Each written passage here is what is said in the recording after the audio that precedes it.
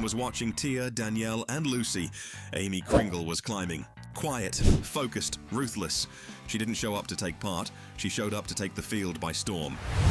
Who is Aimee Cringle, and where the hell did she come from? If you didn't know her name before the 2025 games, you weren't alone. Even the Fantasy League diehards weren't putting her in the top 10. She wasn't on highlight reels, she wasn't on podium predictions, but Aimee Cringle, she was in the gym, grinding, building, preparing, born on the Isle of Man. Yes, that place most people think is made up.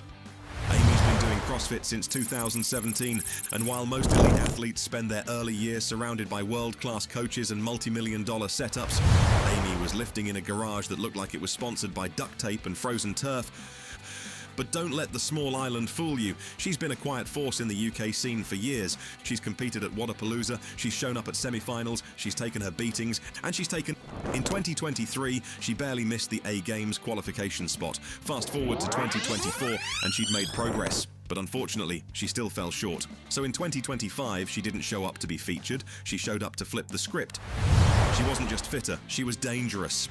And while the field looked at names like Toomey, Brandon, Campbell and Sturt, Aimee Cringle walked into Albany with nothing to lose and everything to prove. So, how does a woman who nearly qualified for the games twice end up with zero media buzz heading into 2025? Simple, she's not flashy, she's not loud, and she's not part of the influencer arm sleeve braided hair loop. Aimee Cringle doesn't post gym selfies with Drake lyrics. She posts scores and maybe a dog pic on a rest day. No training montages, no podcast hype, just quiet progress and a war chest of patience. And while other athletes build brands, Aimee builds momentum, which is probably why no one picked her in their games fantasy draft. But every coach with a clipboard in Albany was watching her by the end of event 2, because once the workout started, Cringle started climbing. And suddenly, all those people who didn't know her name were refreshing the leaderboard to make sure they'd read it right. The first event at the 2025 CrossFit Games wasn't designed to shock anyone. Run, row, run, classic, boring, necessary. You know, the kind of workout where the announcers get more cardio than the athletes. Tia dominated, obviously. Lucy Campbell moved like a machine, but in the middle of it all, Aimee Cringle slipped into 8th. Not eye-catching, but strategic. Event 2, all crossed up. This is where things got interesting. Wall walks, dumbbell overheads, crossovers, toes to bars, repeat. It was a skill gauntlet, the kind that separates the technical from the panicked. Aimee, calm, composed, she moved like she'd done this one in her sleep, while others tripped, stumbled, reset their ropes, and Cringle kept moving forward. 5th place, behind the sport's biggest names, ahead of several of them. Now the cameras were paying attention, the crowd too. Event 3, climbing couplet. The pegboard always claims a few victims. Barbell cycling exposes the rest, and this event was loaded. 4, 3, 2, 1 of pegboard ascents and squat clean plus front squat. Aimee didn't just survive it, she looked measured. She attacked the pegboard like it owed her rent. Her barbell transitions were tight, efficient, and deceptively fast. While veterans like Tia visibly struggled and rookies hit redline too soon, Cringle stayed locked in. Top 10 again by the end of day 1, 5th overall. Top 5 in her games debut, above fan favorites, above multiple previous podium finishers, not because she made noise, but because she made 0 mistakes, every rep clean, every transition earned. A silent storm is building on the leaderboard, and for the first time the question wasn't, who is Aimee Cringle? It was, how far can she go? Day 1 didn't make Aimee Cringle famous. It made her dangerous, no hype, no headlines, just leaderboard math and earned respect.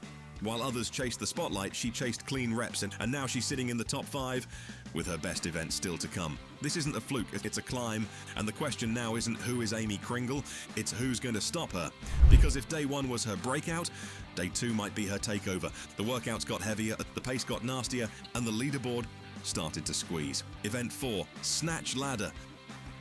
It's every fan's favorite. Max strength under the lights and barbells lined up, weight climbing. It's not just a test of power, it's a test of nerves. And this is where Aimee Cringle surprised everyone again. She didn't flinch. 85, 90, 95. The barbell kept rising, and so did she. She wasn't the heaviest lifter on the floor, not even close, but she played it smart, hit every attempt, and while others chased glory and missed, she kept stacking kilos. Top 10 finish again. Consistency beats chaos. Event 5, mixed engine. Row, burpees, dumbbell snatches, assault bike, the kind of lung-burning workout where athletes' faces start to look like they're bargaining with a higher power. By the halfway mark, veterans were redlining. Cringle, she was still breathing through her nose. Another top 10 finish, another leaderboard climb. The whispers around the arena turned into real conversations.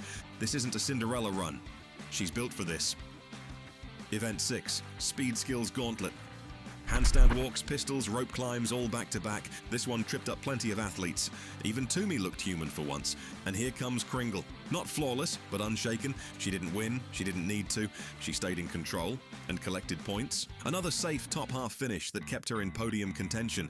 By the end of day 2, Aimee Cringle wasn't a novelty. She was a serious problem. Day 3 is where the games get cruel. Bodies are sore, minds are tired, and mistakes cost more than points. They cost positions. Event 7, the long grind. A brutal chipper, sandbags, sled drags, rope climbs, and a 2K run to finish.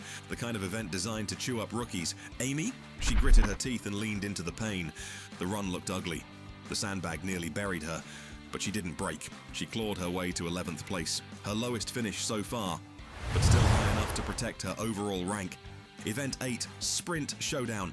If the long grind is misery, the sprint showdown is whiplash. Short, sharp, explosive, power cleans, shuttle sprints, chest to bars. This is where rookies usually crack. Under the lights, with seconds deciding placings, Aimee, she went full throttle. Fast transitions, zero hesitation. The crowd went ballistic as she edged out a heat win, locking in 6th place overall for the event. Proof that she could not only survive, but strike.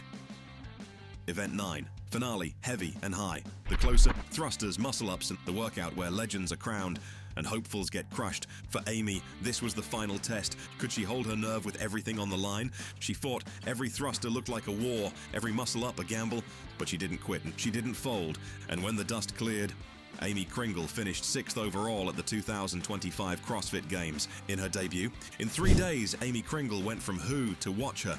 She toppled names bigger than her Instagram following. She outlasted women with more games experience than she has years in the sport, and she left Albany with a new identity. Not an underdog, not a rookie, but a contender. And the question for the future isn't, who is Aimee Cringle? It's, how long before she's on the podium?